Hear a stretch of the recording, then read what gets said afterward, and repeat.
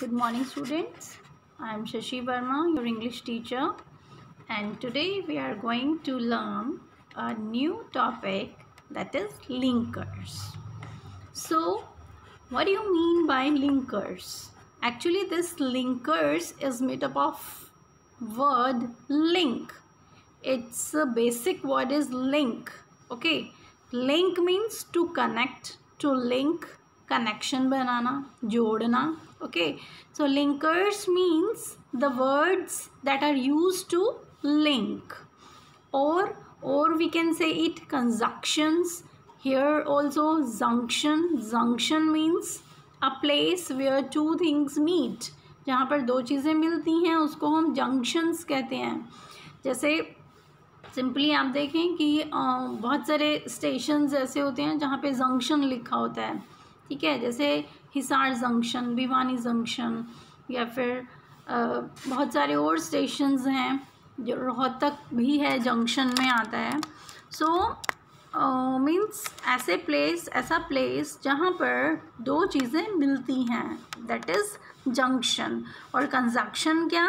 Conjunction means ऐसे words जो दो चीज़ों को, टू वर्ड्स को या टू क्लोजेस को जोड़ते हैं, लिंक करते हैं, कनेक्ट करते हैं. Okay, and the third name is connectors and its basic word is connect means also to link, to connect, जोड़ना. So linkers आपको मोस्टली बुक्स में इन तीनों में से किसी भी नाम में से मिलेंगे. इनको लिंकर्स भी कहा जाता है, कंजक्शंस भी कहा जाता है और कनेक्टर्स भी कहा जाता है. तो उसमें कंफ्यूज होने की ज़रूरत नहीं है कि ये क्या आ गया, मैम ने तो लिंकर करवाया था, बट यहाँ पे कंजक्शन की बात की जा रही है. तो तीनों वर्ड्स जो हैं वो सेम हैं और एक ही इनका मीनिंग है. ठीक है, तो लिंकर्स को आप कंजक्शंस भी कह सकते हैं, कनेक्टर्स भी कह सकते हैं. Okay, then yes, so what are the connectors, what are the conjunctions? Conjunctions, this is the definition of conjunctions. The words that are used to connect words and clauses are known as, so ऐसे words जो use किए जाते हैं two words या closes को, और to नहीं कहेंगे, मीन्स टू या मोर भी हो सकता है, ज़्यादा भी हो सकते हैं. क्लोजेस को लिंक करने के लिए, जोड़ने के लिए जो वर्ड्स, जो शब्द यूज़ होते हैं उनको हम लिंकर्स, कंजक्शंस या फिर कनेक्टर्स कहते हैं. ठीक है, understood. Now we talk about its types, that how many types of linkers are. Linkers are of mainly, broadly they are of two types, but if we go minutely then it is of three types. पर इसका बहुत सारी books में यदि आप देखें तो इसके डिफरेंट डिविज़न्स हैं, पर यहाँ पे हम जिस तरह से बात कर रहे हैं उसमें हम यहाँ थ्री टाइप्स की बात करेंगे. सो फर्स्ट आपका है कोऑर्डिनेटिंग कंजक्शंस या coordinating linkers, then correlative, then subordinating. ठीक है, तो अभी इसमें केवल ये तीन नाम आपको याद करने हैं. कोऑर्डिनेटिंग कौन? जो दो चीज़ों को कोऑर्डिनेट करे, और किन दो चीज़ों को कोऑर्डिनेट करे? जो इक्वल हैं. ओके, ऑलमोस्ट साइज़ में इक्वल हैं या इंटेलिजेंस में या किसी भी चीज़ में हम बात करें तो वो इक्वल है. इक्वल चीज़ों को जो जोड़ता है वो है कोऑर्डिनेटिंग. ठीक है, और सबऑर्डिनेटिंग, इसी के मीनिंग वर्ड से ही हमें पता चल जाता है. सुबॉर्डिनेट यानी सबऑर्डिनेट क्या होता है? जो दैट सपोर्ट समवन, जो किसी को सपोर्ट करता है. ठीक है, तो इट मीन्स यहाँ पर यदि हम जिसको भी जोड़ रहे हैं, यानी वर्ड्स को या फ्रेजेस को हम जिनको भी जोड़ रहे हैं, वो एक इक्वल लेवल पर नहीं है, वो एक उसको सपोर्ट कर रहा है. यानी एक मीन्स बड़ा है, एक छोटा है, यानी कि हम कह सकते हैं कि वो सेम नहीं है. ठीक है, वो अनइक्वल हैं. सो अनइक्वल को जोड़ने के लिए सबऑर्डिनेट लिंकर्स और इक्वल को जोड़ने के लिए कोऑर्डिनेटिंग लिंकर्स. ओके, और कोरिलेटिव्स, इसके नेम से ही हमें पता चल रहा है कि को रिलेटिव्स, कि ये को यानी कि साथ वाला जैसे आपका क्लासमेट है तो आप कहते हो कि he is my comet, so like this. So यहाँ पर भी को रिलेटिव मीन्स कि वो रिलेशन मेंटेन करता है दो चीज़ों के बीच में। सो ऐसे वर्ड्स जो कोऑर्डिनेट करते हैं मीन्स दो इक्वल चीज़ों को जोड़ते हैं, वो कोऑर्डिनेटिंग लिंकर्स या कोऑर्डिनेटिंग कंजक्शंस कहलाते हैं। और सुबॉर्डिनेटिंग जो अनइक्वल हैं, बराबर नहीं हैं, उनको जो जोड़ते हैं वो सुबॉर्डिनेटिंग कंजक्शंस। और जो केवल रिलेशन बनाते हैं उनमें ये नहीं देखा जाता कि वो इक्वल है या अनइक्वल है, बस उसका रिलेशन मेंटेन किया जाता है। So that is correlative conjunctions. Okay, now we come to the coordinating conjunctions. This is the first type, coordinating conjunction, and very easy to understand. So as I told you that coordinating conjunctions connect two or more independent or main clauses. सबसे पहले तो clauses आपको आना चाहिए कि clauses होता क्या है। ये वैसे तो हम कर चुके हैं, but clauses क्या है? Clauses are the parts of a sentence, ठीक है। एक सेंटेंस का पार्ट है क्लोज, ठीक, सेंटेंस का पार्ट है क्लोज। बट क्लोज क्या होता है? क्लोज में आपका सब्जेक्ट, वर्ब और ऑब्जेक्ट तीनों होंगे, ठीक है। हर क्लोज की अपनी एक वर्ब होगी, ठीक है। सो तभी, और क्लोज हमें ऑलमोस्ट एक मीनिंग देता है, बट उसका कंप्लीट मीनिंग भी होता है और इनकम्प्लीट, वो दोनों तरह से हमें मीनिंग देता है, कंप्लीट और incomplete. Okay, so coordinating conjunctions क्या हैं? Coordinating conjunctions are the words that connect two or more independent or main clauses. So independent clause को हम मेन क्लोज भी कहते हैं। सो दो इंडिपेंडेंट या मेन क्लोज को जोड़ता है, यानी कि यहाँ पर जो हमने कहा कि इक्वल होना चाहिए, तो वो इक्वल क्या है? टू क्लोजेज हैं या दो से ज़्यादा जो भी क्लोजेज जुड़े हैं वो सब सेम हैं, वो सब इंडिपेंडेंट हैं। They are not dependent on other clause for its meaning. अपने मीनिंग के लिए वो दूसरे क्लोज के ऊपर डिपेंड नहीं करते हैं, इसीलिए हम उन्हें इंडिपेंडेंट क्लोज कहते हैं, ठीक है। सो दो या दो से ज़्यादा इंडिपेंडेंट क्लोज को कनेक्ट करने का जो काम करता है वो उन कंजक्शंस को हम कोऑर्डिनेटिंग कंजक्शंस कहते हैं, ठीक है। देन इसमें भी देखो नीचे भी दिखाया गया है कि इंडिपेंडेंट क्लोज और इंडिपेंडेंट क्लोज, यानी कि जो इंडिपेंडेंट क्लोजेस को कनेक्ट करता है, ठीक है, वो आपका है coordinating conjunctions. Then here are so many examples of coordinating conjunctions. So here broadly a term is here that is acronym. What is that term? Wait a minute. Acronym. Acronym क्या होता है? Acronym इससे conjunction से related नहीं है, just it's journal है ये, कि एक्रोनिम कुछ ऐसे वर्ड्स होते हैं, जैसे सपोज़ आपको लर्न करना है ये आपके रेनबो के कलर्स, ठीक है। तो रेनबो के कलर्स की एज इट इज़ उसको सीरीज़ में लर्न करने के लिए आपने क्या किया है? आपने विबग्योर वर्ड लर्न किया है, विबग्योर। और इसको कैसे बनाया है? आपने हर कलर के फर्स्ट लेटर को आपने लिया और आपने उसको एक टर्म बना दिया, विबग्योर, ओके, जिससे कि आपको लर्न करने में इजी रहता है। सो ऐसी जो आपकी मीन्स एक फ्रेम है उसको हम एक्रोनिम कहते हैं। जो इस तरह का एक कलेक्शन है आपके पास लेटर्स का, उसको हम एक्रोनिम कहते हैं, और उसमें हर लेटर जो है वो एक वर्ड से रिलेट करता है, ठीक है। तो उसको आपको लर्न करने में इजी होता है।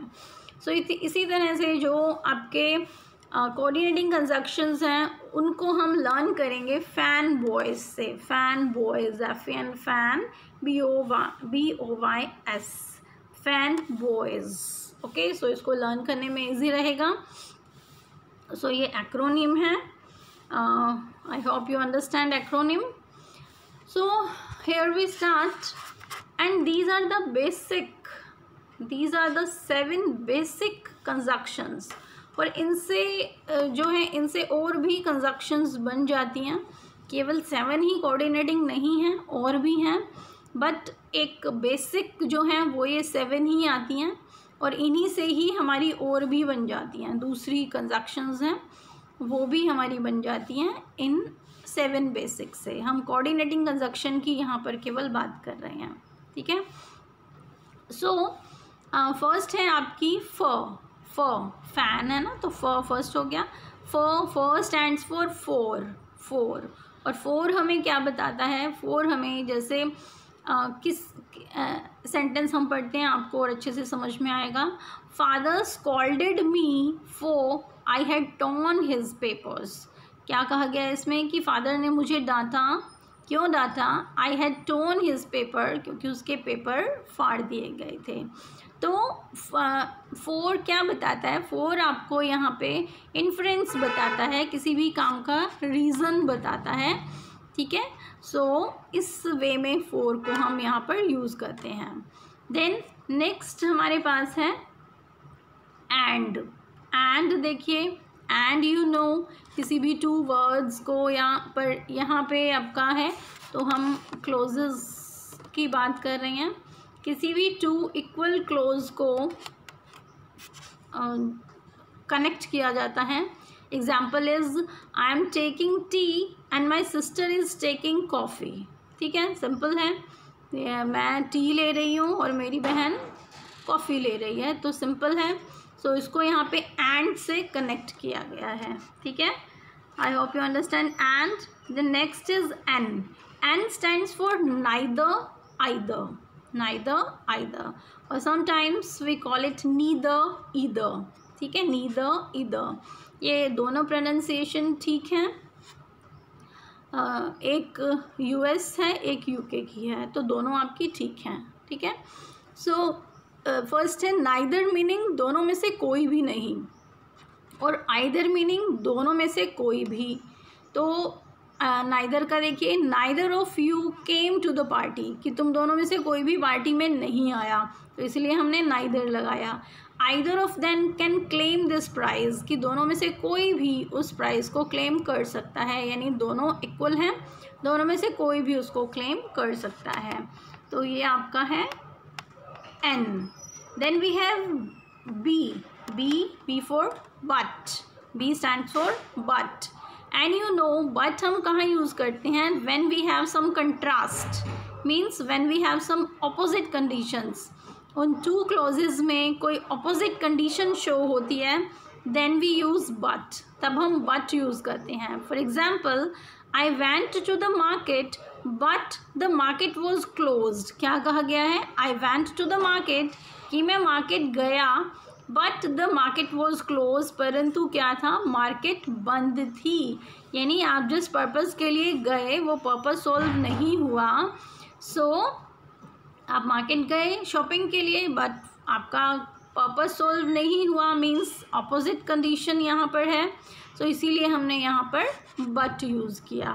Okay, then we have O stands for or, O stands for or means Hindi में हम कहें और मीन्स होता है या, यानी दोनों चीज़ों में से कुछ भी, कोई भी एक, ठीक है, दोनों चीज़ों में से कोई भी एक। सो और आपको चॉइस देता है, और आपको चॉइस देता है कि आपको इनमें से क्या चाहिए। So do you want to take tea or coffee? आपके घर में कोई गेस्ट आते हैं तो आप उनसे पूछते हैं कि do you want to take tea or coffee, आप क्या लेना चाहेंगे, चाय या कॉफ़ी? सो चॉइस आपसे यहाँ पर और में पूछी जा रही है, ठीक है। और जनरली देखो, और जो है इनमें क्या है आपका, और है या इसमें क्या है कि रेपिटिशन है। यदि हम वैसे बात करें तो क्या पूछा जाएगा, do you want to take tea और do you want to take coffee. But ये जो रेपिटिशन है इसको हम ख़त्म कर देते हैं, जस्ट और हमने लगा दिया टी और कॉफ़ी। इसका मतलब भी है कि और से पहले भी आपके लिए जो पहला जो आपका क्लोज है वही सेम पूछा गया है। तो जब सेम आ जाता है तो उसमें हम जस्ट रिपीट नहीं करते, उसको हम डिलीट कर देते हैं वहाँ से और सिंपल और लगा के हमारा सेंटेंस कंप्लीट हो जाता है। Then we have still he can't pass the exam, still he is still he is not studying properly। इसमें not नहीं लिखा गया, सॉरी, कोई बात नहीं, लिख लेना यहाँ पे, he is not studying properly। अब still हमें क्या बता रहा है, still यानी कि अभी भी वो काम हो रहा है, ठीक है, उस काम के बारे में बता रहा है। क्या कि अब और भी क्या बता सकता है कि मीन्स थोड़ा अपोजिट कंडीशन बता सकता है, like he cannot pass the exam. अब इसमें क्या कहा गया है कि वो एग्ज़ाम पास नहीं कर सकता। क्यों नहीं कर सकता? Still he is not studying properly. क्यों? अब भी वो क्या नहीं कर रहा है कि वो स्टडी प्रॉपरली नहीं कर रहा है, ठीक है, स्टडी प्रॉपरली नहीं कर रहा है। सो इसीलिए ये आपका हो गया स्टिल। देन सॉरी, इससे पहले आपका येट था, कोई बात नहीं, अब येट को समझेंगे। येट क्या है? Mister Kumar is rich. Mister Kumar rich हैं, येट ही इज़ अ माइज़र। फिर भी वो क्या हैं? एक माइज़र हैं। माइज़र होता है कंजूस, यानी कि वो बहुत रिच हैं फिर भी वो एक माइज़र हैं। और कई जगह पे आप स्टिल और येट को इनका यूज़ जो है मीन्स ट्रांसफरेबल है। आप स्टिल की जगह येट भी लगा सकते हो, बट मेनली एज सच मतलब इस लेवल पे आपको इतना इसका डिफरेंस समझने की ज़रूरत नहीं है। आप तो इन दोनों में से कोई भी आप यूज़ कर सकते हो, ठीक है, बट कुछ ही सेंटेंसेस में ऐसा हो सकता है। So mister Kumar is rich yet he is a miser. Okay, so ये आपके हैं सारे कोऑर्डिनेटिंग कंजक्शंस। कोऑर्डिनेटिंग कंजक्शंस आप लर्न कर सकते हो फैन बॉयज़ से, ओके, और इसको लर्न करने के बाद आपको इजी रहेगा इसको अप्लाई करना। और किस लिए ये अप्लाई होते हैं? For independent clauses. अब यहाँ पे आप देखेंगे दोनों जो क्लोजेस हैं इंडिपेंडेंट है। फादर स्कॉल्डेड मी, फादर ने मुझे डांटा, इंडिपेंडेंट है। I had torn his papers, मैंने उनके पेपर फाड़ दिए थे। सो ये भी आपका इंडिपेंडेंट है। अब दोनों इंडिपेंडेंट क्लोज को फॉर ने यहाँ पर कनेक्ट किया, ओके, सो दोनों आपके इंडिपेंडेंट क्लोज हैं। और इधर भी देखो, he can not pass the exam, आपका इंडिपेंडेंट क्लोज है। He is not studying properly, वो ढंग से स्टडी नहीं करता, ये भी आपका इंडिपेंडेंट क्लोज है।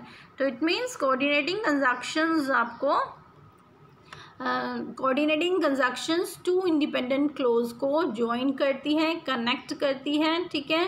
और इसको याद करने के लिए फैन बॉयज़ आप याद कर सकते हैं, इजीली आप इसको लर्न कर पाएंगे, ठीक है।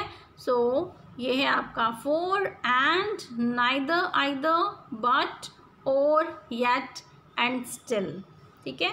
इस वीडियो में इतना ही। नेक्स्ट में हम सबऑर्डिनेटिंग कंजक्शन और कोरिलेटिव कंजक्शंस करेंगे। I hope you understand. Thank you, students.